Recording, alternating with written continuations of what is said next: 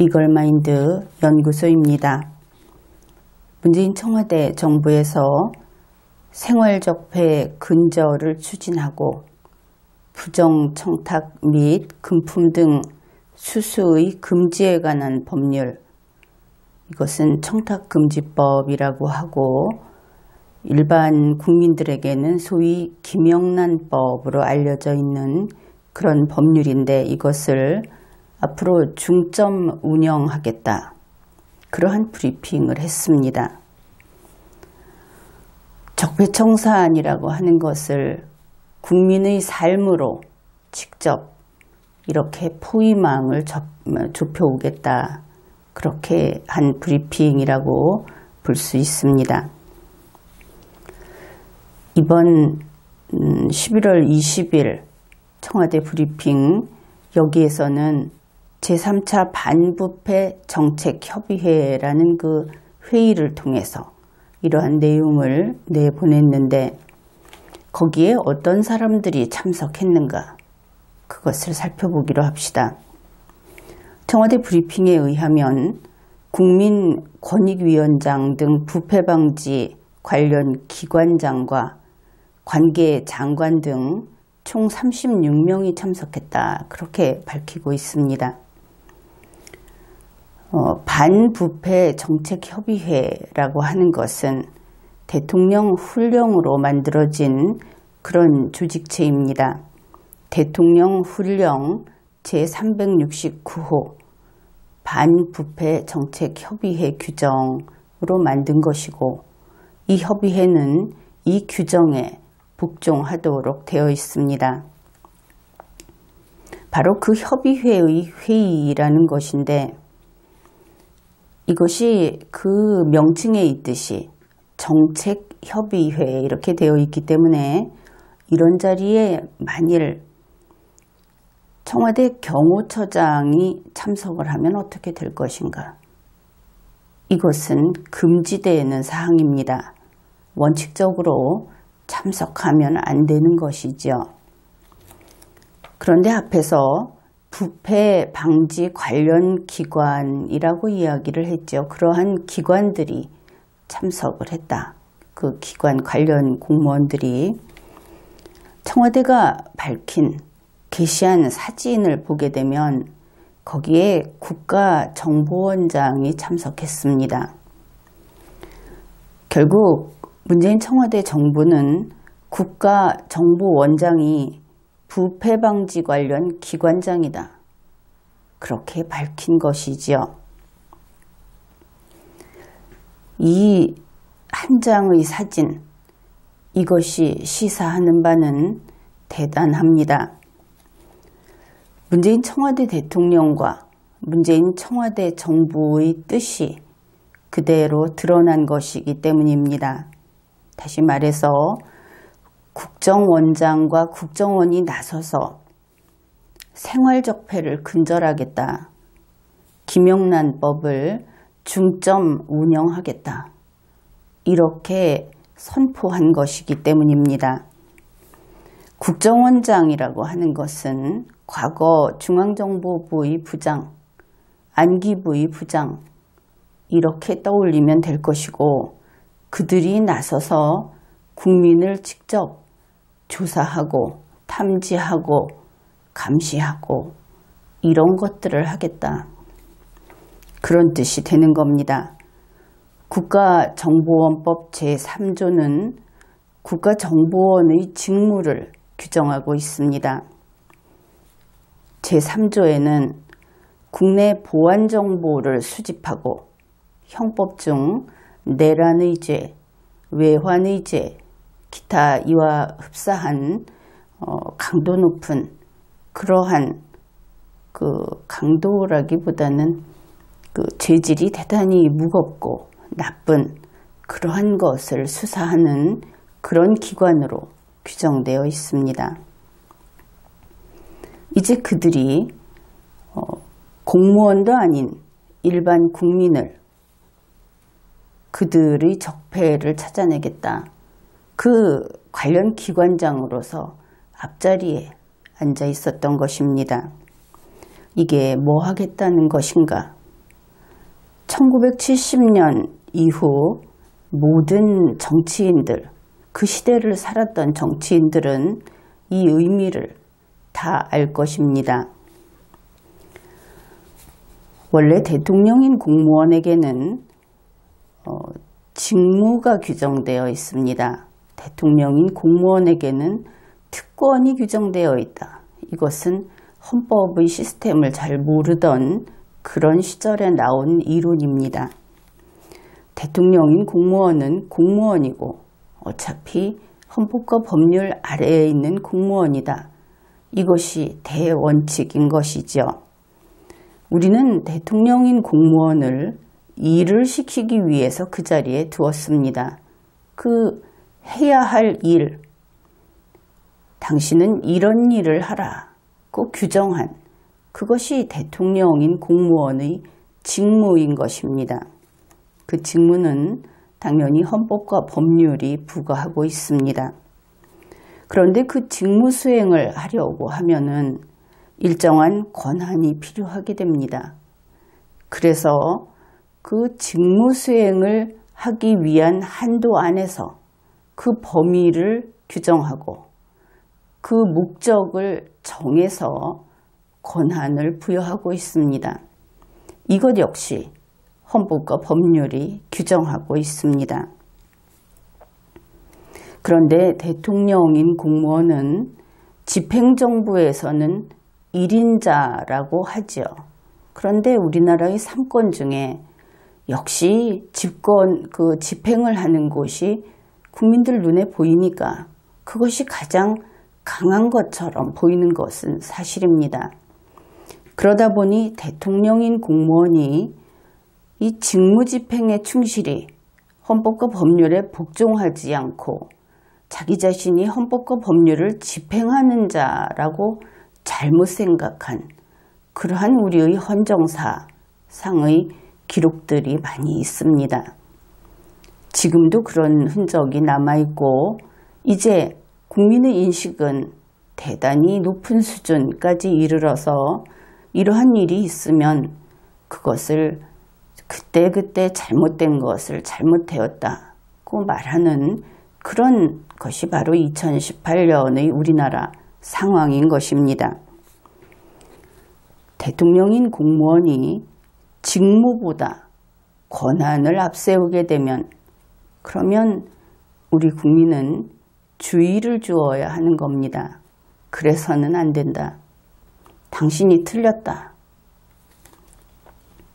대통령인 공무원이 권한만 내세우면 그러면 파면해야 합니다.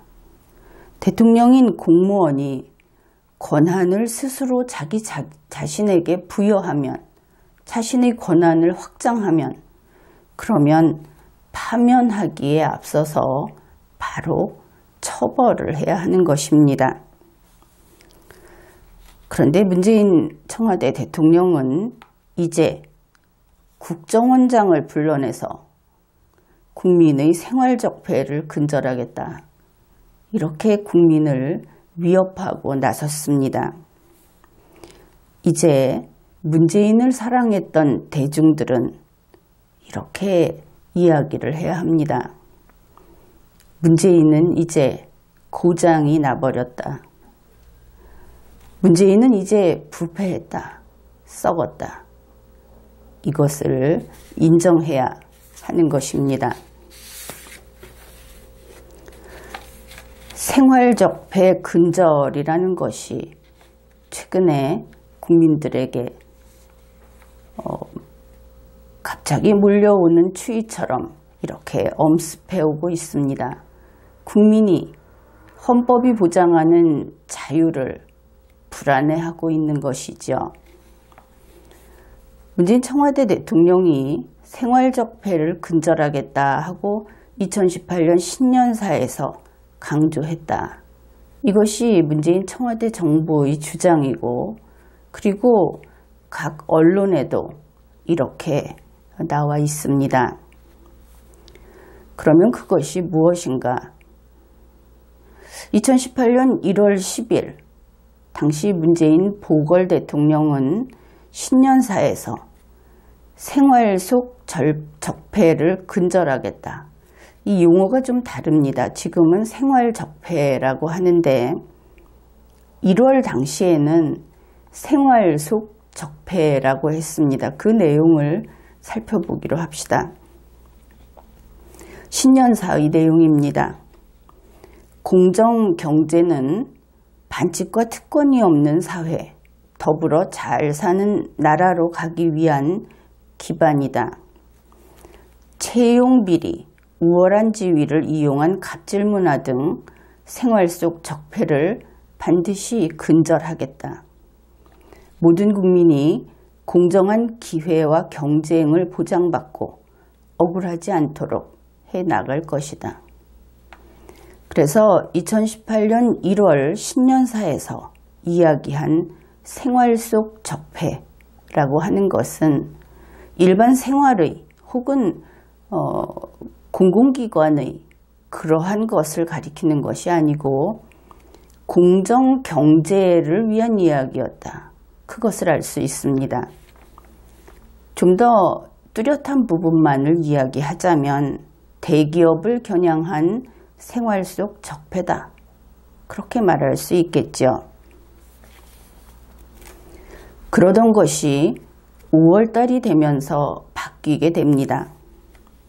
2018년 5월 13일 문재인 청와대 정부는 이제는 생활적폐 청산을 이야기합니다.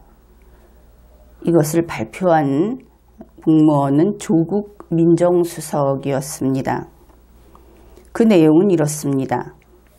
적폐의 철저하고 완전한 청산이 문재인 정부의 1번 국정 과제이다. 2017년 7월 이래 27개 부처가 자체 태스크포스를 구성하여 적폐 청산에 임해왔다. 여기에서 우리는 결국 문재인 청와대 정부 스스로 밝힌 바와 같이 2017년 7월 이래 2018년 5월 13일 당시까지 대청소만 하고 일은 하지 않았다. 그것을 알 수 있습니다. 물론 문재인 청와대 대통령도 일을 하지 않은 것은 분명하지요. 가령 연구실험실에서 이런 식으로 대청소를 하고 그뿐 아니라 실험 도구를 어떻게 사들였는지, 그것이 지금 어떤 상태에 있는지, 누구 책임인지 이런 것들을 계속 찾고 있다면 연구 실험이 될 수 없겠죠. 당연히 일을 할 수 없었을 겁니다. 이것을 일반 국민의 말로 바꾸게 되면 문재인 청와대 대통령과 청와대 정부 그리고 집행정부 전체가 이 기간 동안 일은 하지 않고 또 문재인 청와대 대통령과 청와대 정부가 결국 대한민국 정부를 27개 부처를 소위 타작마당을 열었다. 이렇게 이해할 수 있습니다. 타작마당이라고 하는 것은 모 신흥 종교 집단에서 그 무리를 일으킨 그런 뉴스에서 나와서 여러분이 잘 알고 있을 겁니다. 그러면 청와대 정부라고 하는 곳에서 문재인 청와대 대통령이라고 하는 공무원이 대한민국 헌법상의 정부를 타작마당에 끌어내서 두들겨 팰 수 있는 것인가? 그것이 하나하나 구체적인 사례를 밝혀서 법적인 근거가 있을 때, 그리고 그 정도가 적정할 때에는 그럴 수 있다고 할 것입니다. 그러나 그렇지 않을 때는 그럴 수 없겠죠. 물론 직감적으로 그럴 수 없다라고 보는 사람이 다수일 것으로 그렇게 판단이 됩니다. 5월 13일 조국 민정수석은 이렇게 이야기를 했습니다. 문재인 청와대 정부는 생활적폐 청산으로 이제 이 적폐 청산을 확대하겠다. 이렇게 밝혔습니다. 그 청와대 브리핑 내용을 소개하겠습니다. 지난 1년간 권력의 전횡으로 인한 적폐청산에 주력했는데 앞으로 권력의 전횡 분야에 더하여 채용비리, 학사비리, 토착비리, 공적자금 부정수급, 재개발, 재건축 비리, 경제적 약자 상대 불공정 갑질 행위 등 민생과 직결된 영역에서 벌어지는 생활적폐 청산에도 주력할 방침이다.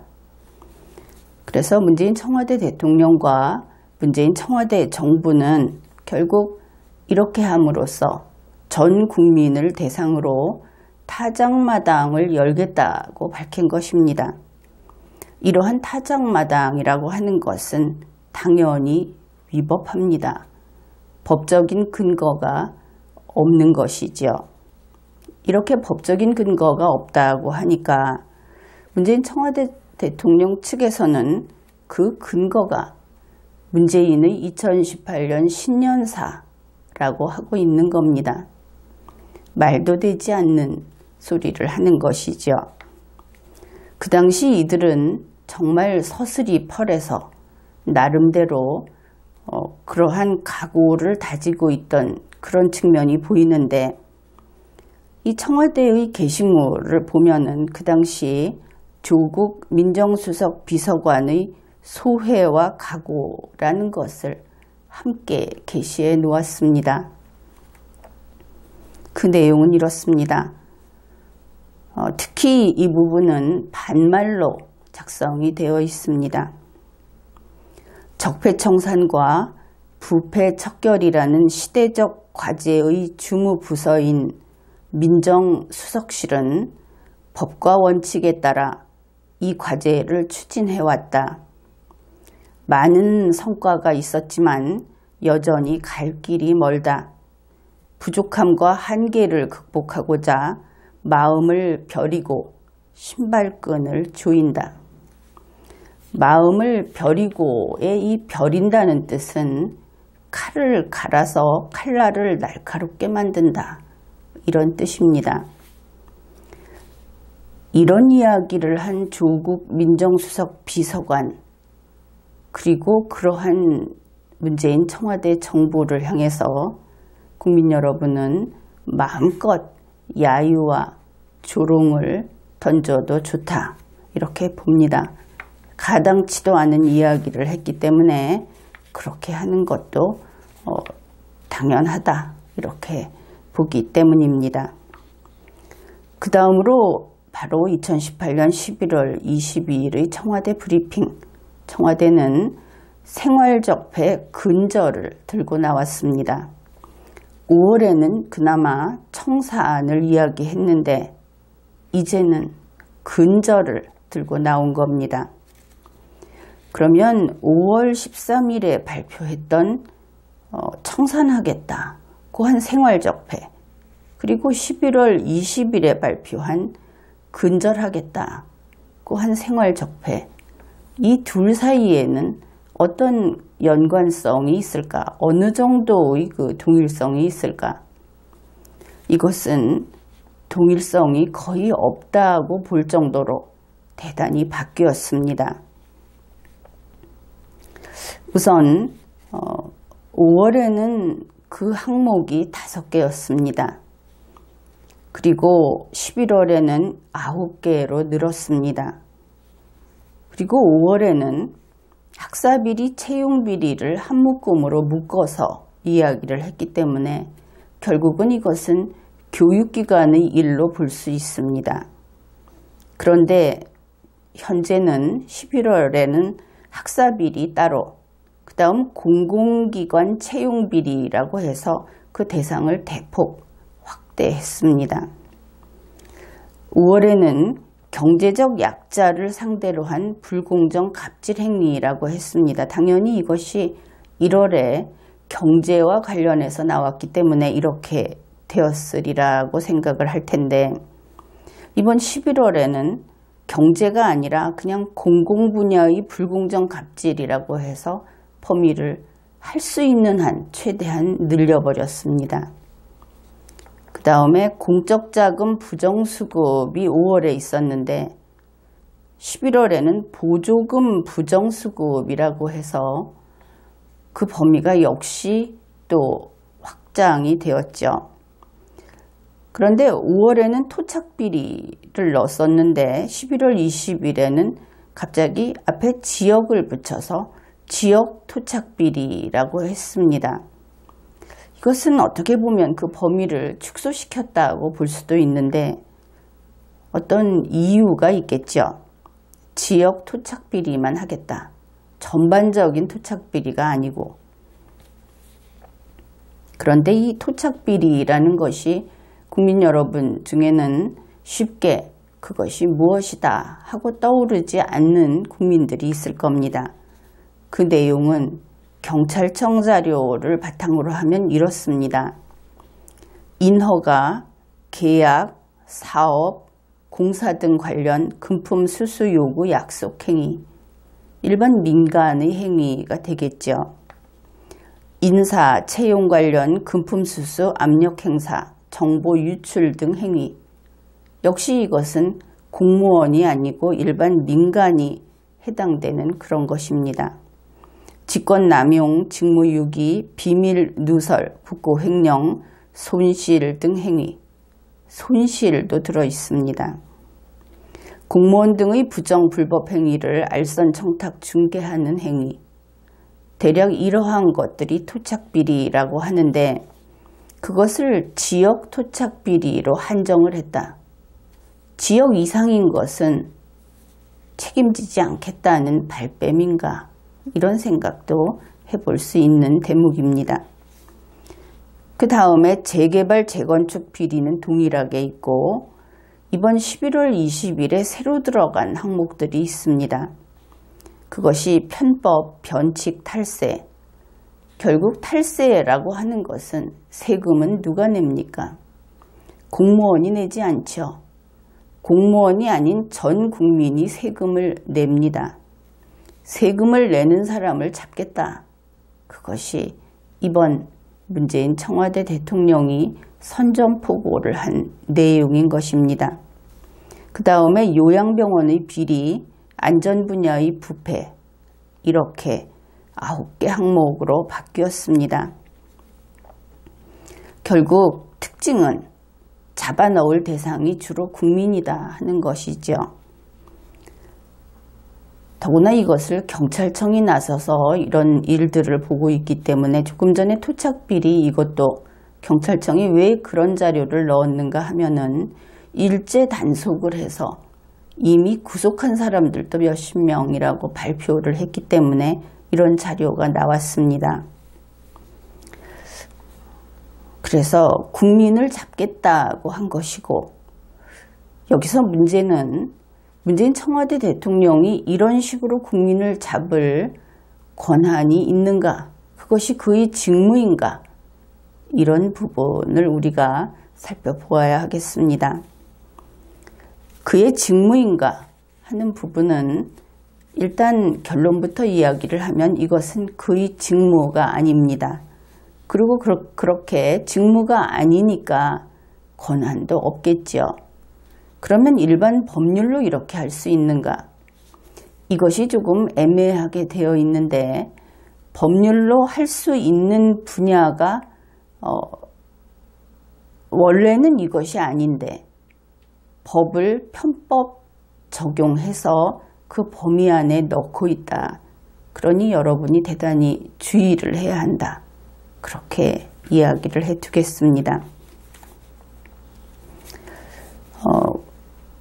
11월 20일 청와대 브리핑에 따르면 국민권익위원회가 주관하는 생활적폐 대책협의회를 구성 운영하고 이를 통해 생활적폐 근절을 체계적이고 지속적으로 추진해 나가기로 하였다 그랬습니다. 그러니까 국민권익위원회 산하에 생활적폐 대책협의회가 꾸려진다. 거기에서 생활적폐를 근절하는데 그것을 추진할 것이고 체계적이고 지속적으로 하겠다. 그러면 이곳이 전담기관이 되겠다 하는 것을 알 수 있습니다. 이것은 애초에 국민권익위원회라는 곳은 그러한 일을 할 수 있는 곳이 아니지요. 그러나 막연히 아니다 이렇게 해가지고는 그들에게 이겨낼 도리가 없을 겁니다. 그래서 그러면 이 위원회는 무엇을 어떤 근거법을 가지고 생겼는가 그것부터 간략히 살펴보기로 하겠습니다. 국민권익위원회는 부패방지 및 국민권익위원회의 설치와 운영에 관한 법률에 따라서 설치된 기관입니다. 이 법률 제1조에서 법률의 목적을 다음과 같이 규정합니다. 이 법은 국민권익위원회를 설치하여 고충민원의 처리와 이와 관련된 불합리한 행정제도를 이렇게 하고 이렇게 하며 이렇게 함으로써 중간의 내용은 생략했습니다. 국민의 기본적 권익을 보호하고 이렇게 되어 있습니다. 이 법률 제1조를 법률을 전공하지 않은 사람이 보게 되면 방금 생략한 그 부분 때문에 이 법률이 국민권익위원회에게 행정제도를 직접 관여하고 또 부패를 직접 관여할 수 있는 것처럼 오해할 수 있기 때문에 핵심만 소개를 한 겁니다. 이 법률은 국민권익위원회를 이렇게 설치한다고 하는 조직법입니다. 그리고 국민권익위원회는 이러한 임무를 수행한다 하는 것을 규정해 놓은 그들에게 임무를 부여한 법률입니다. 그런데 그들의 임무가 무엇이냐? 그것은 국민의 고충민원을 처리한다 하는 것입니다. 그런데 제1조에서 불합리한 행정제도를 어떻게 한다, 부패를 어떻게 한다 이런 내용이 나오는데 그것은 이 법조문을 잘 읽어야 합니다. 고충민원의 처리와 이와 관련된 불합리한 행정제도라는 법문이 명백히 기술되어 있기 때문입니다. 따라서 국민권익위원회는 불합리한 행정제도를 전반적으로 살필 수 있는 그런 기구가 아니고 고충민원의 처리와 관련해서 불합리한 행정제도에 대한 건의라든지 자신들의 의사를 밝힐 수 있다 하는 것입니다. 그런데 앞에서 보았듯이 청와대 브리핑은 국민권익위원회가 협의회를 만들어서 생활적폐 근절을 한다. 이렇게 이야기를 하고 있죠. 마치 이곳이 경찰이나 검찰같이 그렇게 청와대가 이 기구를 쓰고 있다. 그것은 이 기구가 법으로부터 부여받은 그 직무 범위 밖에 있는 것이다. 그것만 확인을 하면 되겠습니다. 국민권익위원회 설치 운영에 관한 법률 제12조는 분명히 그 기구의 기능을 규정하고 있습니다. 제1호 국민의 권리보호, 권익구제 및 부패 방지를 위한 정책의 수립 및 시행. 그런데 부패 방지를 위한 정책의 수립 및 시행이라고 하는 것은 제1조에 그 이하의 모든 조문이 구속되기 때문에 고충민원의 처리와 관련된 부패를 방지하기 위해서 정책의 수립 및 시행에 그들이 의견을 제시할 수 있다 하는 뜻입니다. 따라서 국민권익위원회는 부패한 국민을 잡아넣거나 부패한 국민을 고발할 권한이 원칙적으로 없습니다. 그것은 각 법률의 제1항에서 규정하는 목적 조항에 철저히 구속되기 때문에 그 선 밖으로 나가는 법 규정은 제1조에 위반하게 되면 당연 무효로 된다 하는 그런 원칙 때문입니다. 결국 국민권익위원회가 국민의 고충을 처리하다가 그것이 바로 어떤 행정제도, 불합리한 행정제도 때문에 국민이 고충을 어려운 일을 당하게 되었다. 그랬을 때 국민권익위원회가 지금처럼 문재인 청와대 대통령이나 청와대 정부하고 밀착해 있는 것이 아니고 그들을 비판하고 질타하고 바르게 고치라고 하는 건너편 자리에 있어야 한다 하는 것입니다. 결국 이들이 비판할 수 있는, 그리고 부패 방지 조치를 하라고 요구하는 대상은 문재인 청와대 대통령, 그리고 청와대 정부의 공무원이 그 대상이다. 그런 것이지요. 그래서 이런 면에서 국민권익위원회가 문재인 청와대 대통령 그리고 청와대 정부와 한자리에 앉아서 누구를 칠 것인가 하고 회의를 한다는 것 자체가 이미 부패한 것이고 이것이 이미 룰을 어긴 것입니다. 법률을 어긴 것이지요. 현재 국민권익위원회는 이 부패 척결과 관련해서 현재로서는 반부패 정책협의회라는 것을 구성해서 적폐청산을 담당하고 있습니다. 반부패 정책협의회라는 것은 대통령 훈령으로 설치된 것이고 이 규정이 그 제1조에는 역시 이 협의회의 목적을 다음과 같이 규정하고 있습니다. 정부의 부패 방지 대책을 종합적 체계적으로 추진하기 위하여 대통령 소속하에 둔다. 반부패 정책협의회를. 그런데 그것이 국민권익위원회 밑에 있는 것이다. 만일 이 법률이 앞에서 규정한 것과 같은 목적이 있다고 한다면은 그것이 대통령 소속하에 있었을 때 과연 어떻게 될 것인가?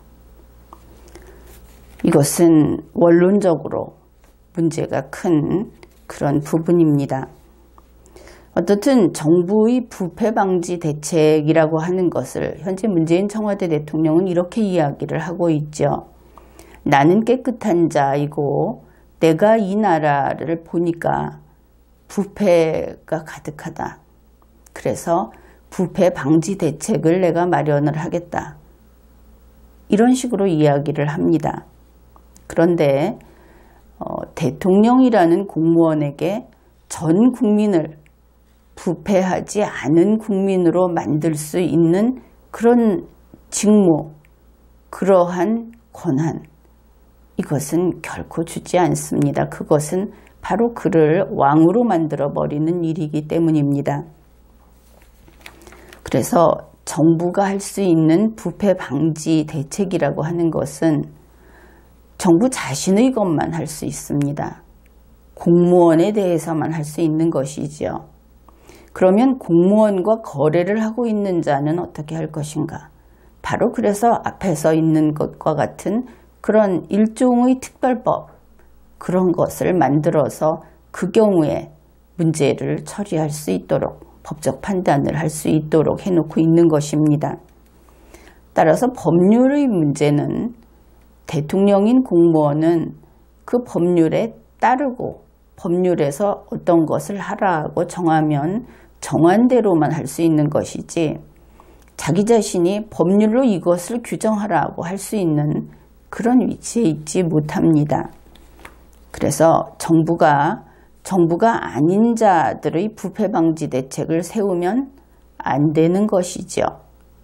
이것을 정반대로 알고 있는 국민들도 상당히 많을 것이라고 봅니다. 따라서 반부패 정책협의회 규정 제1조의 그 목적, 그 내용에 따르면 반부패 정책협의회가 일을 하는 시점은 무엇인가 하면 이 규정에 따라 협의회가 구성된 그 시점으로부터 미래를 향해서 반부패 정책협의회 활동을 하도록 되어 있는 것입니다. 과거의 유적을 발굴하는 것이 아니다. 그런 것이죠. 그러면 그 대상은 누구인가? 그것은 문재인 청와대 정부 그리고 대한민국 헌법 제4장이 규정하고 있는 대통령, 행정부, 행정각부가 되겠습니다. 어떻든 대통령 훈령에서 정부의라고 규정을 하고 있기 때문에 그렇게 되겠습니다. 그 다음으로 국민권익위원회가 이번에 생활적폐 대책협의회를 구성하겠다. 이렇게 문재인 청와대 정부에서 밝혔는데 생활적폐 대책협의회 앞에서 살폈던 그 9개 항목이라는 것이 결국 그렇게 됩니다. 일반 국민이 계약을 한다든지 거래를 할 때 그 양 당사자 사이에 흡족하지 않은 결과가 있을 수도 있고 어느 일방이 억울하다고 생각하는 그런 경우가 있을 수도 있습니다. 그런데 그것을 그들 사이에 누가 약자인가를 따져서 약자는 피해자고 강자는 가해자라는 문재인 청와대 정부의 판단을 내린 다음에 그 피해자를 위해서 이 대통령 직속의 반부패 정책협의회, 대통령 직속의 생활적폐 대책협의회 이것이 그들을 위해서 싸워주겠다. 다시 말해서 정부가 보기에 강자와 약자가 싸우면 자기들이 강자라고 이름 붙인 국민을 공무원이 아님에도 불구하고 그들을 부패에 있어서 부패 청산을 하겠다. 근절을 하겠다. 이런 것입니다. 그런데 대한민국 헌법은 공무원이 이와 같은 일을 하는 것을 불가하다. 그렇게 규정하고 있습니다. 대한민국의 헌법과 법률 아래에서 이와 같은 일은 허용되지 않습니다. 따라서 문재인 청와대 정부가 국민권익위원회 아래에 생활적폐 대책협의회를 구성해서 앞에서 이야기한 그 9개 항목을 적폐 근절을 하겠다고 했는데 이 대책협의회 구성부터 불가합니다. 이것은 헌법과 법률에 위반됩니다.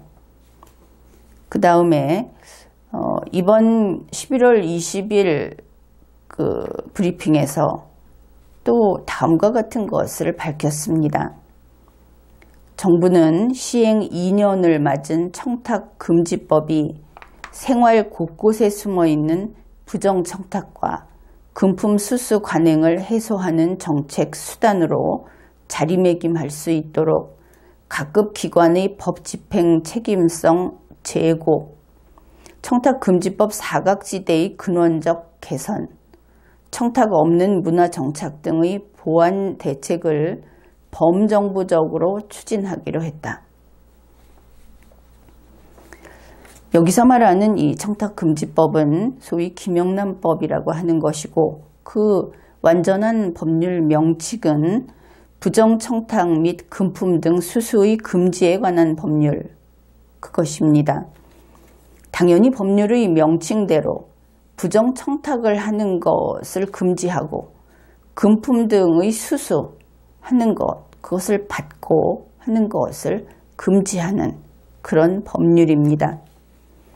청탁금지법이라고 해서 청탁하는 자만 금지하는 법률이 아니다 하는 것이죠. 그런데 문재인 청와대 정부에서 생활 곳곳에 숨어있는 부정청탁과 금품수수 관행을 해소하겠다. 관행이라고 하는 것은 법률에 저촉되는 그 바깥 부분에 있는 것을 뜻하죠. 법률에 저촉되면 그대로 법률을 적용하면 됩니다. 그래서 곳곳에 숨어있는 관행을 전부 해소하겠다 하는 이야기는 애초에 틀렸습니다. 무엇을 할 수 있는가? 법에 규정되어 있는 것만 할 수 있습니다. 그 다음으로 청탁금지법의 사각지대를 근원적으로 개선하겠다. 그렇다면 이것은 입법으로 해결을 하겠다는 뜻일 수도 있는데 청탁금지법은 지금 그 자체로도 위헌성이 좀 있다. 이렇게 보고 있습니다. 그래서 그것을 근원적으로 개선한다는 것이 할 수 있는 최대한으로 확장해서 국민을 잡겠다고 한다면 그것은 아마도 헌법에 위반돼서 그러한 일이 불가능할 것이다. 이렇게 볼 수 있습니다. 그 다음에 청탁 없는 문화 정착이라고 하는 것은 말로는 할 수 있는데 법으로는 할 수 없습니다. 법으로 문화를 규정할 수는 없는 것이기 때문입니다. 그리고 그러한 보완 대책을 범정부적으로 추진하기로 했다. 문재인 청와대 대통령은 이 범정부적인 이야기를 참 많이 하는데 그에게는 정부를 벗어난 부분의 일은 그의 직무 범위도 아니고 그에게 권한도 없습니다. 다만 정부를 벗어난 부분에서 자발적으로 이런데 협력을 해온다. 그런데 이것이 헌법에 위반되고 법률에 위반되는 것이다. 그러면 어떻게 될 것인가? 물론 그 부분은 협력하는 자들이 법적 책임을 져야 할 겁니다. 그런데 그때 유의할 것이 문재인 청와대 대통령이 묵시적으로 그것에 강압하지 않았는가, 요구하지 않았는가, 그것도 역시 따져봐야 하겠죠. 국민권익위원회라고 하는 것은 부패방지 권익위원회법이라고 그 줄임말로 그 법률에 따라서 설치되고 운영됩니다. 그런데 이것이 문제가 일반적인 표현으로 공무원이다, 공직자다 하는 이 개념을 좀 많이 확장해 놓았다 하는 것이죠. 그런데 이 경우는 그렇더라도 큰 문제는 없습니다. 왜냐하면 이 법률에서 공무원이나 공직자의 범위가 좀 넓어지더라도 그것은 국민에게 고충을 가한 자에 대해서만 적용이 되기 때문에 그래서 별 문제는 없습니다. 이들이 이 법률상의 만일 공직자가 되었다고 해서 이 법률 밖에서도 정말로 공직자로서 대우받는다 하는 것은 아니기 때문입니다. 그런데 청탁금지법에서도 역시 공직자 등이라는 개념으로 신문사의 직원이라든지 하는 이런 데까지 공직자 대우를 사실은 안 하면서 공직자 등이라는 것으로 청탁금지법의 규율을 받는 그 대상을 확장해 놓았습니다. 이 부분은 상당히 문제가 있습니다. 그런데 이것은 이렇게 알아두면 될 것입니다. 소위 그 김영란법의 적용을 받는 행위를 했을 때 그때에만 공직자 등이라는 이름으로 그 법률의 규정이 적용이 된다. 이 사람들은 공직자 등이 아니다. 이것을 분명히 알아둘 필요가 있습니다. 여기에서 유의할 것이 문재인 청와대 대통령이 이번에 부패 근절을 하겠다고 하면서 이것을 가져다 쓰겠다고 하는데 청탁금지법, 그 소위 김영란법에서 규정하는 공직자 등이라고 하는 상당히 그 넓혀놓은 그 국민들을 부패 방지의 대상으로 끌어다 쓰게 되면 그것은 곧바로 위법하게 된다. 그것을 문재인 청와대 대통령이 알아야 할 것입니다. 문재인 청와대 대통령은 적폐청산의 칼날을 국민에게로 향하면 안 됩니다. 그것은 문재인 청와대 대통령 자신과 그 자신의 친인척 그리고 문재인 청와대 정부의 공무원들 그들에게로 방향을 바꾸어야 할 것입니다. 그것이 바른 방향입니다.